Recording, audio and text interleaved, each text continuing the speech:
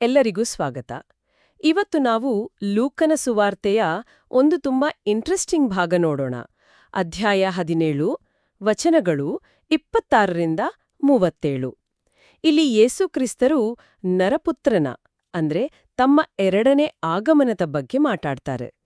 ಸ್ವಲ್ಪ ಗಂಭೀರವಾದ ಮಾತುಗಳು ಇವು. ಹೌದು, ಖಂಡಿತ. ಇದು ಬಹಳಷ್ಟು ಚಿಂತನೆಗೆ ಹಚ್ಚುವ ಭಾಗ. ನಮ್ಮತ್ರ ಇರೋದು ಬೈಬಲ್ನ ಈ ಭಾಗ ಮತ್ತೆ ಅದರ ಬಗ್ಗೆ ಬಂದಿರುವ ವಿಶ್ಲೇಷಣೆಗಳು. ನಮ್ಮ ಗುರಿ ಏನಂದ್ರೆ ಯೇಸು ಯಾಕೆ ಈ ಎಚ್ಚರಿಕೆಗಳನ್ನ ಕೊಟ್ರು, ಅದರ ಹಿಂದಿನ ಪಾಠಗಳೇನು, ನಮಗೇನ್ ಅನ್ವಯಿಸುತ್ತೆ ಅಂತ ಸ್ವಲ್ಪ ಆಳವಾಗಿ ನೋಡೋಣ ಅಲ್ವಾ? ಸರಿ, ಇದರ ಒಳಾರ್ಥಗಳನ್ನ ಅರ್ಥ ಮಾಡಿಕೊಳ್ಳೋ ಪ್ರಯತ್ನ ಮಾಡೋಣ. ಓಕೆ, ಹಾಗಾದ್ರೆ ಶುರು ಮಾಡೋಣ. ಮೊದಲಿಗೆ ವಚನ 26ರಿಂದ 30. ಇಲ್ಲಿ ಯೇಸು ತಮ್ಮ ಬರುವಿಕೆಯನ್ನ 2 ಹಳೆ ಘಟನೆಗಳಿಗೆ ಹೋಲಿಸ್ತಾರೆ ಗೊತ್ತಾ? ನೋಹನ ಕಾಲ ಮತ್ತೆ ಲೋತನ ಕಾಲ. ಹೌದು, ಇದು ತುಂಬಾ ಪ್ರಮುಖವಾದ ಹೋಲಿಕೆ. ಆ ಕಾಲದ ಜನರ ಬಗ್ಗೆ ಹೇಳ್ತಾರೆ ಅವರು.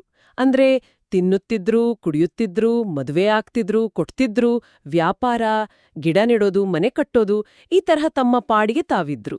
ಹೌದು, ದೈನಂದಿನ ಜೀವನದಲ್ಲಿ ಸಂಪೂರ್ಣವಾಗಿ ಮುಳುಗಿ ಹೋಗಿದ್ರು. ವಿನಾಶ ಬರೋವರೆಗೂ ಇದು ಹಿಂಗೆ ನಡೀತು ಅಂತ. ಇದು ನೋಡೋಕೆ ಸಾಮಾನ್ಯ ಅನ್ಸಿದ್ರೂ ಇದ್ರಲ್ಲೇ ಏನೋ ಎಚ್ಚರಿಕೆ ಅಡಗಿದೆ ಅಲ್ವಾ? ಖಂಡಿತವಾಗಿಯೂ. ಇಲ್ಲಿ ಗಮನಿಸ್ಬೇಕಾದ ಅಂಶ ಅಂದ್ರೆ ಈ ಸಾಮಾನ್ಯ ಜೀವನವೇ ಅವರನ್ನ ಕುರುಡಾಕ್ಸಿತ್ತು.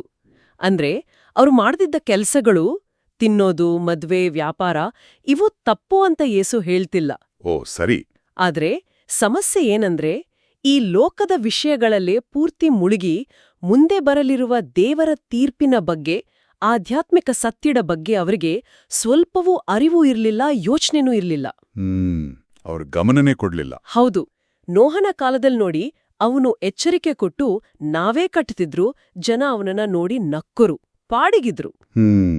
ಜಲಪ್ರಳಯ ಇದ್ದಕ್ಕಿದ್ದಂತೆ ಬಂದು ಎಲ್ಲರನ್ನೂ ಮುಳುಗ್ಸೋವರ್ಗೂ ಅವ್ರಿಗೆ ಗೊತ್ತೇ ಆಗ್ಲಿಲ್ಲ. ಹಾಗೇ ಲೋತನ ಕಾಲದಲ್ಲಿ ಅದೇ ರೀತಿ ಸೊದೋಮ್ ಗೊಮೋರ ಪಟ್ಟಣದ ಜನ ತಮ್ಮ ಪಾಪದ ಜೀವನದಲ್ಲಿ ಸುಖಭೋಗದಲ್ಲಿ ಮುಳುಗ್ದ್ರು. ಲೋತ ಎಚ್ಚರಿಸಿದ್ರು, ಅವನ ಅಳಿಯಂದ್ರೆ ಅದನ್ನ ತಮಾಷೆ ಅಂದ್ಕೊಂಡ್ರು ಗೊತ್ತಾ? ಹೌದು ಹೌದು. ಲೋತ ಮತ್ತೆ ಅವನ ಕುಟುಂಬ ಆಚೆ ಬಂದ ತಕ್ಷಣ ಬೆಂಕಿ ಗಂಧಕ ಸುರಿದು ಆ ಪಟ್ಟಣಗಳು ನಾಶವಾದವು. ಹಾಗಾದ್ರೆ ಯೇಸು ಈ ಹೋಲಿಕೆಗಳ ಮೂಲಕ ಮುಖ್ಯವಾಗಿ ಏನ್ ಹೇಳೋಕ್ ಪ್ರಯತ್ನಿಸ್ತಿದ್ದಾರೆ? ಬರೀ ದಿನನಿತ್ಯದ ಜೀವನದಲ್ಲಿ ಮುಳುಗೋದ್ರಿಂದ ಅಪಾಯ ಅಂತಾನಾ? ಅದು ಒಂದು ಭಾಗ ಹೌದು. ಆದ್ರೆ ಅದಕ್ಕಿಂತ ಮುಖ್ಯವಾಗಿ ಕೊನೆಯ ಘಳಿಗೆ ಎಷ್ಟು ಅನಿರೀಕ್ಷಿತವಾಗಿ ಬರುತ್ತೆ ಅನ್ನೋದು, ಮತ್ತೆ ಅದಕ್ಕೆ ಜನ ಸಿದ್ಧರಿಲ್ಲದೆ ಇರೋ ಸ್ಥಿತಿ. ಓಕೆ. ಯೇಸು ಸ್ಪಷ್ಟವಾಗಿ ಹೇಳ್ತಾರೆ, ನೋಹನ ಕಾಲದಲ್ಲಿ ಹೇಗಾಯ್ತೋ ಹಾಗೆಯೇ ನರಪುತ್ರನ ಕಾಲದಲ್ಲಿಯೂ ಆಗೋದು. ಮತ್ತೆ ಲೋತನ ಬಗ್ಗೆನೂ ಅದೇ ಹೇಳ್ತಾರೆ. ಇದರ ಅರ್ಥ ನರಪುತ್ರನ ಬರೋಣನೂ ಅಷ್ಟೇ. ಜನ ತಮ್ಮ ಪಾಡಿಗೆ ತಾವಿದ್ದಾಗ, ಯಾರೂ ಎಕ್ಸ್ಪೆಕ್ಟ್ ಮಾಡದೇ ಇದ್ದಾಗ ಠಟ್ಟಂತ ಆಗುತ್ತೆ. ಅದಕ್ಕೆ ಬರೀ ಈ ಲೋಕದ ಚಿಂತೆಯಲ್ಲೇ ಮುಳುಗಿ ಆತ್ಮಿಕ ಸಿದ್ಧತೆಯನ್ನ ಮರೆಯೋದು ಎಷ್ಟು ಅಪಾಯಕಾರಿ ಅನ್ನೋ ಎಚ್ಚರಿಕೆ ಇದು. ಇದು ಬರೀ ಹಿಸ್ಟ್ರಿ ಪಾಠ ಅಲ್ಲ, ಭವಿಷ್ಯದ ವಾರ್ನಿಂಗು. ಇದು ನಮ್ಮನ್ನ ಮುಂದಿನ ವಚನಗಳಿಗೆ ಕರ್ಕೊಂಡು ಹೋಗುತ್ತೆ. ವಚನ 31ರಿಂದ 33. ಇಲ್ಲಿ ಯೇಸು ಆ ದಿನ ಬಂದಾಗ ಏನ್ ಮಾಡ್ಬೇಕು ಅಂತ ತುಂಬಾ ಸ್ಪಷ್ಟವಾಗಿ ತುರ್ತಾಗಿ ಹೇಳ್ತಾರೆ. ಹೌದು. ಆ ದಿನದಲ್ಲಿ ಮನೆಯ ಮಾಳಿಗೆಯ ಮೇಲಿರುವವನು ಮನೆಯೊಳಗಿನ ತನ್ನ ಸಾಮಾನು ತಗೊಳ್ಳೋಕೆ ಕೆಳಗೆ ಇಳಿಬಾರದು, ಹೊಲದಲ್ಲಿರುವವನು ಹಿಂದಿರುಗಿ ಬರಬಾರದು. ಅಬ್ಬಾ, ಇದ್ರ ತೀವ್ರತೆ ನೋಡಿ. ತಡ ಮಾಡಕ್ಕೆ ಟೈಮೇ ಇರಲ್ಲ. ಆ ಕ್ಷಣದಲ್ಲಿ ಪ್ರಿಯಾರಿಟಿ ಪೂರ್ತಿ ಬೇರೆ ಇರಬೇಕು. ಅಂದ್ರೆ ಪಾರಾಗೋದು, ರಕ್ಷಣೆ ಪಡ್ಕೊಳ್ಳೋದು, ಲೌಕಿಕ ವಸ್ತುಗಳು, ಅವುಗಳಿಗೆ ಬೆಲೆನೇ ಇರಲ್ಲ ಆಗ. ಇದರ ತೀವ್ರತೆಯನ್ನ ಇನ್ನೂ ಜಾಸ್ತಿ ಮಾಡೋಕೆ ಯೇಸು ಒಂದು ತುಂಬಾ ಗಂಭೀರ ಎಚ್ಚರಿಕೆ ಕೊಡ್ತಾರೆ. ಲೋತನ ಹೆಂಡ್ತಿಯನ್ನು ನೆನಪಿಸಿಕೊಳ್ಳಿರಿ. ವಚನ 32. ಇದು ಆದಿಕಾಂಡ 19ರಲ್ಲಿ ಬರುತ್ತಲ್ಲ? ಹೌದು ಹೌದು. ದೇವದೂತರು ಲೋತ್ ಮತ್ತು ಅವನ ಫ್ಯಾಮಿಲಿಯನ್ನ ಕರ್ಕೊಂಡು ಬರುವಾಗ ಸ್ಟ್ರಿಕ್ಟ್ ಆಗಿ ಹಿಂದೆ ನೋಡ್ಬೇಡಿ ಅಂತ ಹೇಳಿರ್ತಾರೆ. ಆದ್ರೂ ಲೋತನ ಹೆಂಡ್ತಿ ಆ ಮಾತು ಮೀರಿ ಹಿಂದೆ ನೋಡ್ತಾಳೆ, ಉಪ್ಪಿನ ಕಂಬ ಆಗ್ತಾಳೆ. ಇದನ್ನ ಇಲ್ಲಿ ಯಾಕೆ ನೆನಪಿಸ್ತಿದ್ದಾರೆ? ಇದು ಬಹಳ ಮುಖ್ಯವಾದ ಎಚ್ಚರಿಕೆ ನೋಡಿ. ಲೋತನ ಹೆಂಡ್ತಿ ಯಾಕೆ ಹಿಂದೆ ನೋಡಿದ್ಲು? ಬೈಬಲ್ ಕಾರಣ ಹೇಳಲ್ಲ, ಆದ್ರೆ ಸಾಮಾನ್ಯವಾಗಿ ಎಲ್ಲರೂ ಹೇಳೋದೇನು ಅಂದ್ರೆ ಪಂಚದಲ್ಲೇ ಇತ್ತು. ಆ ಒಂದು ನೋಟ, ಅದು ಅವಳ ಅವಿಧೇಯತೆಯನ್ನ ಮತ್ತೆ ದೇವರ ರಕ್ಷಣೆಯ ಮೇಲೆ ಅವಳಿಗಿದ್ದ ನಂಬಿಕೆ ಕೊರತೆಯನ್ನ ತೋರಿಸ್ತು. ಅಥವಾ ಕನಿಷ್ಠ ಪಕ್ಷ ಅವಳ ಪ್ರಿಯಾರಿಟಿ ಸರಿ ಇರಲಿಲ್ಲ ಅನ್ನೋದನ್ನ ತೋರಿಸ್ತು.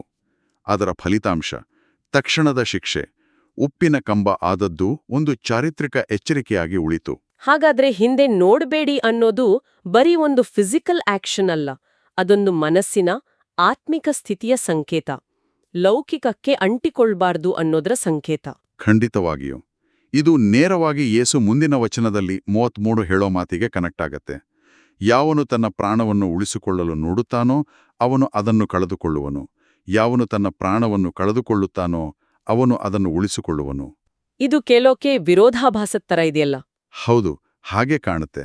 ಆದರೆ ಇದರಲ್ಲಿ ಆಳವಾದ ಸತ್ಯ ಇದೆ. ಬಗ್ಗೆನಾ? ಖಂಡಿತ ಅಲ್ಲಲ್ವಾ? ಖಂಡಿತ ಅಲ್ಲ. ಇಲ್ಲಿ ಪ್ರಾಣ ಅಂದ್ರೆ ಗ್ರೀಕ್ನಲ್ಲಿ ಸೈಕ್. ಬರೀ ಜೀವ ಅಲ್ಲ, ಒಬ್ಬನ ವ್ಯಕ್ತಿತ್ವ, ಅವನ ಆಸೆಗಳು, ಅವನ ಈ ಲೋಕದ ಜೀವನ ಇದೆಲ್ಲ ಸೇರಿದೆ. ಓಕೆ. ಯಾರು ತಮ್ಮ ಈ ಲೌಕಿಕ ಜೀವನಕ್ಕೆ, ಅದರ ಸುಖ, ಸೌಕರ್ಯ, ಆಸ್ತಿ, ಭದ್ರತೆಗೆ ಅತಿಯಾಗಿ ಅಂಟಿಕೊಂಡು ಅದನ್ನೇ ಎಲ್ಲ ಅಂದ್ಕೊಂಡು ಅದನ್ನ ಉಳಿಸ್ಕೊಳ್ಳಕ್ಕೆ ಪ್ರಯತ್ನಿಸ್ತಾರೋ ಅವರು ಕೊಲೆಗೆ ನಿಜವಾದ ಶಾಶ್ವತವಾದ ಜೀವವನ್ನ ಝೋಯಿ ಕಳ್ಕೊಳ್ತಾರೆ. ಯಾಕೆ? ಯಾಕಂದ್ರೆ ಅವರು ದೇವರ ರಾಜ್ಯಕ್ಕೋಸ್ಕರ, ಕ್ರಿಸ್ತನಿಗೋಸ್ಕರ ಯಾವುದನ್ನೂ ಬಿಟ್ಕೊಳಕ್ ರೆಡಿ ಇರಲ್ಲ. ಆದರೆ ಯಾರು ಕ್ರಿಸ್ತನಿಗೋಸ್ಕರ, ಆತನ ಸುವಾರ್ತೆಗೋಸ್ಕರ ತಮ್ಮ ಲೌಕಿಕ ಆಸೆಗಳನ್ನ, ಸ್ವಾರ್ಥವನ್ನ, ಈ ಪ್ರಪಂಚದ ಮೇಲಿನ ಮೋಹವನ್ನ ಕಳ್ಕೊಳ್ಳೋಕೆ ಅಥವಾ ತ್ಯಾಗ ಮಾಡೋಕೆ ಸಿದ್ಧರಿರ್ತಾರೋ ಅವರು ನಿಜವಾದ ಶಾಶ್ವತ ಜೀವವನ್ನ ಪಡ್ಕೊಳ್ತಾರೆ, ಅದನ್ನ ಉಳಿಸ್ಕೊಳ್ತಾರೆ. ಅಂದ್ರೆ ಇದು ನಮ್ಮ ಆದ್ಯತೆಗಳ ಪ್ರಶ್ನೆ. ನಿಖರವಾಗಿ ನಮ್ಮ ನಿಷ್ಠೆ, ನಮ್ಮ ಪ್ರೀತಿ ಎಲ್ಲಿಗೋಗಿದೆ? ಈ ಲೋಕದ ಮೇಲ ಅಥವಾ ದೇವರ ಮೇಲ? ಲೋತನ ಹೆಂಡತಿಯ ಉದಾಹರಣೆ ಈ ಆಯ್ಕೆ ಎಷ್ಟು ಗಂಭೀರವಾದದ್ದು ಅಂತ ತೋರ್ಸುತ್ತೆ. ನಿಜಕ್ಕೂ ಇದು ಆಳವಾಗಿ ಯೋಚನೆ ಮಾಡ್ಬೇಕಾದ ವಿಷಯ. ನಮ್ಮ ದಿನನಿತ್ಯದ ಆಯ್ಕೆಗಳು, ನಮ್ಮ ಪ್ರಿಯಾರಿಟಿಗಳು, ನಾವು ಯಾವುದಕ್ಕೆ ಜಾಸ್ತಿ ಬೆಲೆ ಕೊಡ್ತೀವಿ ಅನ್ನೋದೇ ನಮ್ಮ ಕೊನೆಯ ಗತಿಯನ್ನ ಡಿಸೈಡ್ ಮಾಡುತ್ತೆ ಅನ್ನೋದು ಸ್ಪಷ್ಟ ಆಗ್ತಿದೆ. ಸರಿ, ಈಗ ಕೊನೆಯ ಭಾಗಕ್ಕೆ ಬರೋಣ. ವಚನಗಳು 34ರಿಂದ 37. ಇಲ್ಲಿ ಏಸು ಆ ನಿರ್ಣಾಯಕ ದಿನದಲ್ಲಿ ಆಗೋ ವಿಭಜನೆಯ ಬಗ್ಗೆ ಮಾತಾಡ್ತಾರೆ. ಹೌದು, ಬೇರ್ಪಡುವಿಕೆ. ಅವರು ಕೊಡೋ ಚಿತ್ರಣಗಳು ತುಂಬಾ ಪರ್ಸನಲ್, ಹತ್ಯೆಯಾದ ಸಂಬಂಧಗಳನ್ನೇ ಸೀಳೋ ತರ ಇವೆ. ಆ ರಾತ್ರಿಯಲ್ಲಿ ಇಬ್ಬರು ಒಂದೇ ಹಾಸಿಗೆ ಮೇಲೆ ಇರುವರು, ಒಬ್ಬನು ತೆಗೆದುಕೊಳ್ಳಲ್ಪಡುವನು, ಇನ್ನೊಬ್ಬನು ಬಿಡಲ್ಪಡುವನು. ಇಬ್ಬರು ಹೆಂಗಸರು ಒಂದೇ ಕಲ್ಲಿನಲ್ಲಿ ಬೀಸುತ್ತಾ ಇರುವರು, ಒಬ್ಬಳು ತೆಗೆದುಕೊಳ್ಳಲ್ಪಡುವಳು, ಇನ್ನೊಬ್ಬಳು ಬಿಡಲ್ಪಡುವಳು. ಕೆಲವು ಹಳೆ ಪ್ರತಿಗಳಲ್ಲಿ ಇಬ್ಬರು ಹೊಲದಲ್ಲಿರುವರು, ಒಬ್ಬನು ತೆಗೆದುಕೊಳ್ಳಲ್ಪಡುವನು, ಇನ್ನೊಬ್ಬನು ಬಿಡಲ್ಪಡುವನು ಅಂತಾನೂ ಇದೆ. ಈ ಚಿತ್ರಣಗಳ ಅರ್ಥವೇನು? ಈ ಚಿತ್ರಣಗಳು ಕೆಲವು ಮುಖ್ಯ ಅಂಶಗಳನ್ನು ಎತ್ತಿ ತೋರಿಸ್ತವೆ. ಮೊದಲನೇದಾಗಿ, ಈ ವಿಭಜನೆ ಇದು ಅತ್ಯಂತ ಹತ್ತಿರದ ಅನ್ಯೋನ್ಯ ಸಂಬಂಧಗಳ ಮಧ್ಯನೂ ಆಗುತ್ತೆ. ಒಂದೇ ಹಾಸಿಗೆಯಲ್ಲಿ ಮಲಗುವವರಿರ್ಬೋದು, ಗಂಡ ಹೆಂಡತಿ ಅಥವಾ ಫ್ಯಾಮಿಲಿ ಮೆಂಬರ್ಸ್. ಹೌದು. ಒಟ್ಟಿಗೆ ಕೆಲಸ ಮಾಡೋರು, ಇಟ್ಟು ಬೀಸೋ ಹೆಂಗಸರು, ಹೊಲದಲ್ಲಿರೋರು. ಇದು ಏನ್ ತೋರಿಸ್ತೆ ಅಂದ್ರೆ ನಮ್ಮ ಕುಟುಂಬ ಸಂಬಂಧ, ಫ್ರೆಂಡ್ಶಿಪ್, ಸಮಾಜದಲ್ಲಿ ನಮ್ಮ ಸ್ಟೇಟಸ್ ಇದ್ಯಾವುದು ನಮ್ಮ ಕೊನೆಯ ರಕ್ಷಣೆಯನ್ನ ಗ್ಯಾರಂಟಿ ಮಾಡಲ್ಲ. ಇದು ಕೇಳೋಕೆ ತುಂಬಾ ಗಂಭೀರವಾಗಿದೆ. ಶಿಷ್ಯರಿಗೂ ಇದು ಕೇಳಿ ಕನ್ಫ್ಯೂಸ್ ಆದಾಗಿದೆ. ಅವರು ಕೇಳ್ತಾರೆ, ಕರ್ತನೆ, ಇದು ಎಲ್ಲಿ ಸಂಭವಿಸುವುದು? ವಚನ 37. ಬಹುಶಃ ಜಾಗದ ಬಗ್ಗೆ ಕೇಳ್ತಿದ್ದಾರೆ ಅನ್ಸುತ್ತೆ. ಹೌದು, ಅವರ ಪ್ರಶ್ನೆ ಬಹುಶಃ ಜಿಯೋಗ್ರಾಫಿಕಲ್ ಲೊಕೇಶನ್ ಬಗ್ಗೆ ಇತ್ತು. ಆದರೆ ಯೇಸುವಿನ ಉತ್ತರ ಬೇರೆ ತರ ಇದೆ. ಅದೇನು? ಅವರು ಒಂದು ನಿರ್ದಿಷ್ಟ ಜಾಗ ಹೇಳೋ ಬದಲು ಒಂದು ಗಾದೆ ತರ ಸ್ವಲ್ಪ ನಿಗೂಢವಾದ ಉತ್ತರ ಕೊಡ್ತಾರೆ.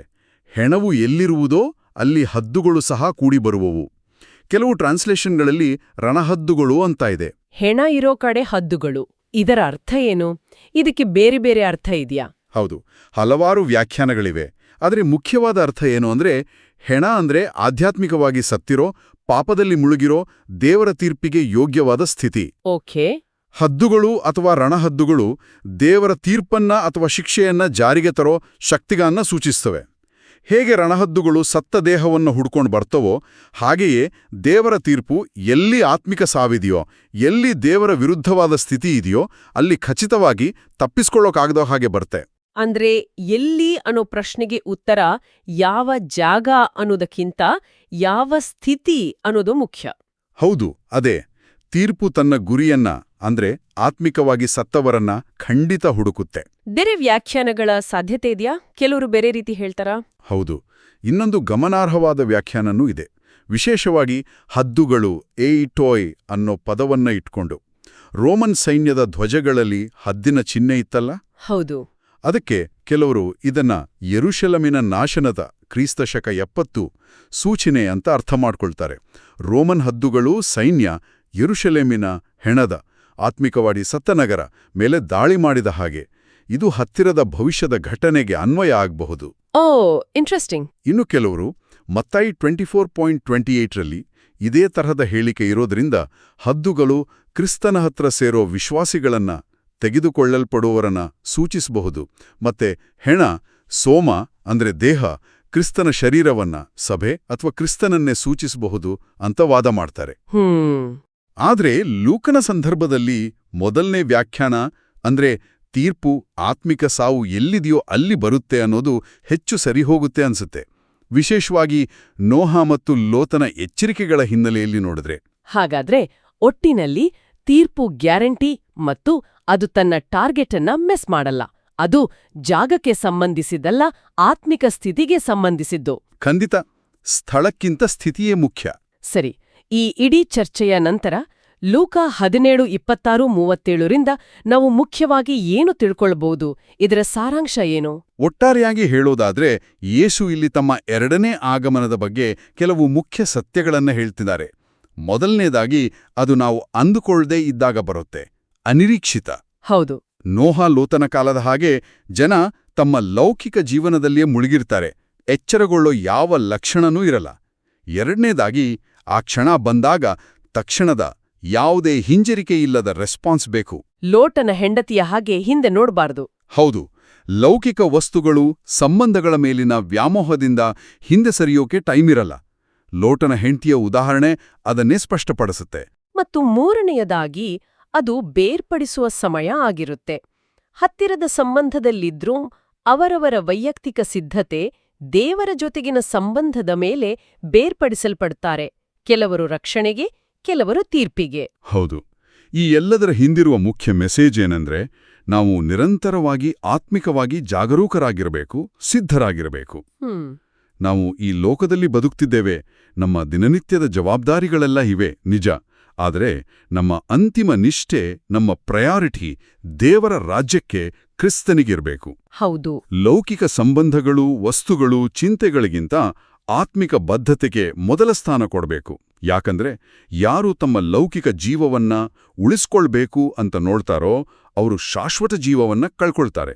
ಆದರೆ ಯಾರು ಕ್ರಿಸ್ತನಿಗಾಗಿ ಅದನ್ನ ಕಳ್ಕೊಳ್ಳೋಕೆ ರೆಡಿ ಇರ್ತಾರೋ ಅವರು ನಿಜವಾದ ಜೀವವನ್ನ ಪಡಿತಾರೆ. ಅಂತಿಮ ಬೇರ್ಪಡುವಿಕೆ ಇದ್ದಕ್ಕಿದ್ದಂತೆ ಆಗತ್ತೆ. ಹೌದು, ನಿರ್ಣಾಯಕವಾಗಿ ಆಗತ್ತೆ. ಆ ದಿನ ಸಿದ್ಧರಿರುವವರು ಮಾತ್ರ ರಕ್ಷಣೆಯನ್ನ ಪಡಿತಾರೆ. ಇದನ್ನೆಲ್ಲ ನಾವಿವತ್ತಿನ ಫಾಸ್ಟ್ ಲೈಫ್ನಲ್ಲಿ ಎಷ್ಟೆಲ್ಲ ಬೇಡಿಕೆಗಳ ಮಧ್ಯೆ ಲೌಕಿಕ ವಿಷಯಗಳಲ್ಲೇ ನಮ್ಮನ್ನು ಮುಳುಗ್ಸೋ ಈ ಜೀವನ ಶೈಲಿಯಲ್ಲಿ ಹೇಗೆ ಅಳವಡಿಸ್ಕೊಳ್ಳೋದು? ನಮ್ಮ ಡೈಲಿ ಕೆಲಸಗಳನ್ನ ಮಾಡ್ತಾನೇ ಈ ಆಂತರಿಕ ಆತ್ಮಿಕ ಸಿದ್ಧತೆಯನ್ನ ಕಾಪಾಡಿಕೊಳ್ಳೋದು ಹೇಗೆ? ಇದು ಬಹುಶಃ ಕೇಳುಗರು ತಮ್ಮ ಜೀವನದ ಸಂದರ್ಭದಲ್ಲಿ ಯೋಚನೆ ಮಾಡಬೇಕಾದ ಮತ್ತು ಸತತವಾಗಿ ಪ್ರಯತ್ನಿಸಬೇಕಾದ ಒಂದು ದೊಡ್ಡ ಸವಾಲಿನ ಪ್ರಶ್ನೆ ಅನ್ಸುತ್ತೆ. ಪ್ರಿಯರೇ, ಈ ಚಾನೆಲ್ ಅನ್ನು ಸಬ್ಸ್ಕ್ರೈಬ್ ಮಾಡಿ ಪ್ರತಿದಿನ ದೇವರ ವಾಕ್ಯವನ್ನು ಆಲಿಸುತ್ತಾ ಅದನ್ನು ಇತರರೊಂದಿಗೆ ಹಂಚಿಕೊಳ್ಳಲು ನಮಗೆ ನೆರವಾಗಿರಿ. ಧನ್ಯವಾದಗಳು.